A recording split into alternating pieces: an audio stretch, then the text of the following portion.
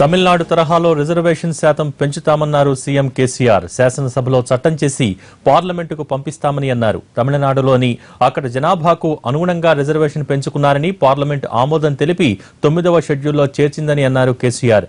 అలాగే తెలంగాణలోనూ జనాభాకు అనుగుణంగా రిజర్వేషన్లు పెరగాలి అన్నారు సీఎం. కేంద్రాన్ని ఒప్పించి రిజర్వేషన్లను పెంచుతామన్నారు. కులాల స్థితిగతులపై బీసీ కమిషన్ సమగ్రంగా అధ్యయనం చేయాలన్నారు. దీనికి సంబంధించి మరింత సమాచారాన్ని మా ప్రతినిధి సోమగోపాల్ అందిస్తారు. సోమగోపాల్, కేసీఆర్ వ్యాఖ్యలను చూస్తే త్వరలోనే రిజర్వేషన్ శాతం పెరిగే అవకాశం ఉందంటారా? ఎంతవరకు పెరుగుతుందనుకోవచ్చు? ఇది రాజ్యాంగ ప్రక్రియ.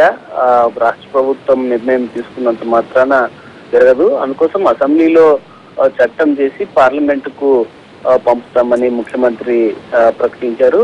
గతంలో తమిళనాడులో 50% కంటే ఎక్కువ రిజర్వేషన్లు చేసుకున్నారు.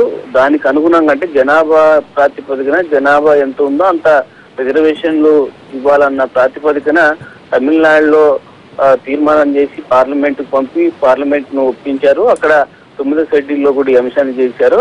అలాగే తెలంగాణలో కూడా రిజర్వేషన్ల శాతాన్ని జనాభాకు అనుగుణంగా పెంచాలి. తెలంగాణలో 80% మంది బలహీన వర్గాల ప్రజలు ఉన్నారు. వారి జీవన పరిస్థితుల్లో మార్పులు రావాలంటే రిజర్వేషన్లు పెరగాలి. దాన్ని తమిళనాడు తరహాలో దీన్ని చట్ట ప్రకారం చేస్తాం. ఖచ్చితంగా ముస్లిం జనాభాకు అనుగుణంగా రిజర్వేషన్లు పెంచేందుకు మేము సిద్ధంగా ఉన్నాం. ఇప్పటికే సుధీర్ కమిటీ సిఫారసులు ప్రభుత్వానికి వచ్చాయి.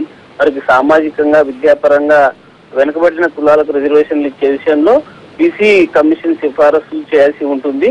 దానికి అనుగుణంగా ఈ రిజర్వేషన్ శాతాన్ని పెంచుతాం.